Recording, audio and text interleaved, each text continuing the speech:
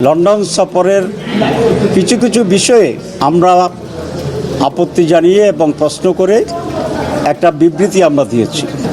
সেই বিবৃতিটাই হচ্ছে ওনার লন্ডন সফরের ব্যাপারে আমাদের অফিসিয়াল স্ট্যান্ড, এবং এটা আমাদের নির্বাহী বৈঠকেই, হাইস্ট বডি যেটা আমাদের অ্যাপেক্স বডি, সেই নির্বাহী বৈঠকের সিদ্ধান্ত ভিত্তিতেই এটা এবং অ্যাপ্রুভালের ভিত্তিতেই সেই স্টেটমেন্ট আমরা দিয়েছি। মাননীয় প্রধানমন্ত্রী, মাননীয় প্রধান উপদেষ্টা লন্ডনে গিয়েছেন অ্যাওয়ার্ড আনার জন্যে, টাকা ফেরত আনার জন্যে, এবং ওনার উপস্থিতিতে বাংলাদেশের অন্যতম বৃহৎ দল Bangladesh nationalist party BNP executive প্রধান বা ভারপ্রাপ্ত প্রধানের সাথে ওনার সেখানে একটা বৈঠক হয়েছে এবং সাক্ষাৎ হয়েছে। এটাকে আমরা ওয়েলকাম করেছি এবং মিটিংয়ের আগের দিন অনেকগুলো পত্রিকায়, বিশেষ করে প্রথম আলোতে আমার বক্তব্য, ওয়েলকামিং বক্তব্য খুব স্পষ্ট হয়েছে। দুই, নির্বাচনের তারিখের ব্যাপারে উনি যে কথা বলেছেন, ডেটের ব্যাপারেও আমাদের তেমন কোনো আপত্তি নেই, কারণ আমরা তো ডিসেম্বর টু এপ্রিল ফ্লেক্সিবিলিটি রেখে নির্বাচনের তারিখ ঘোষণার জন্য আমরা প্রস্তাব করেছিলাম। সুতরাং ডিসেম্বর হইলেও এটা আমাদের দাবির ভিতরেই হইত। এখন যে ফেব্রুয়ারির ব্যাপারে করা কিছু শর্ত সাপেক্ষে যে ফেব্রুয়ারির কথা বলা হয়েছে, সেখানেও আমাদের প্রস্তাবের ভিতরেই আছে। এপ্রিলে যদি হয়তো যেটা উনি ছিলেন সেটাও আমাদের প্রস্তাবের ভিতরেই ছিল। সুতরাং ডেটের ব্যাপারে বাংলাদেশ জামাত ইসলামী পূর্বাহ্নেই একটা টাইমলাইন দিয়েছে, আর আমরা বলেছিলাম আমরা একটা পার্টিকুলার ডেটে ওনাকে ডিকটেট করতে চাই না, রিজিড থাকতে চাই না, আমরা ফ্লেক্সিবিলিটিকে আমরা অ্যাকসেপ্ট করি। এখানেও আমাদের কোনো তেমন আপত্তি। আমরা যে জায়গাতে প্রশ্ন তুলেছি যে উনি জাতির উদ্দেশ্যে একটা ভাষণ দিয়েছেন, ভাষণ দিয়েই টেলিভিশনে একটা তারিখ ঘোষণা করছেন।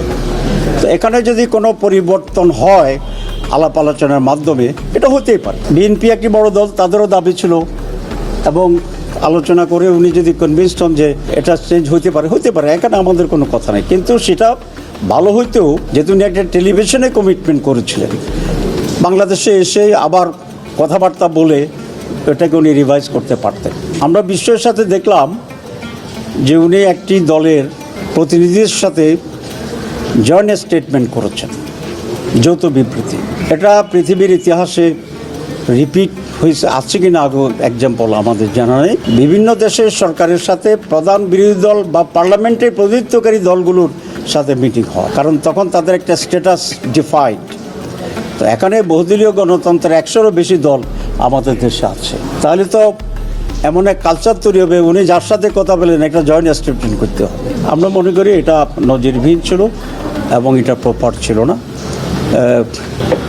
এতে অন্যান্য বাকি সকল দলেই কিছুটা বিব্রত হয়েছে, আমরাও সেরকম এটা ফিল করি। ব্যক্তিগতভাবে জামাতে ইসলামী নয়, অ্যাজ হোল সকল দলগুলো এখানে কিছুটা বিব্রত হওয়ার মতো পরিস্থিতি তৈরি হয়েছে। জয়েন্ট স্টেটমেন্ট এবং জয়েন্ট প্রেস ব্রিফিং, এখানে আমাদের বিএনপির ব্যাপারে আমাদের কোনো বক্তব্য নেই।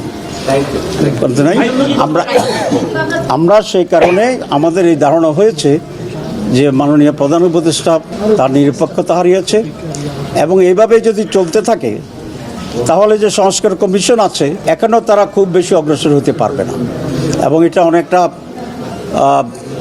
পর্বতের মুশিক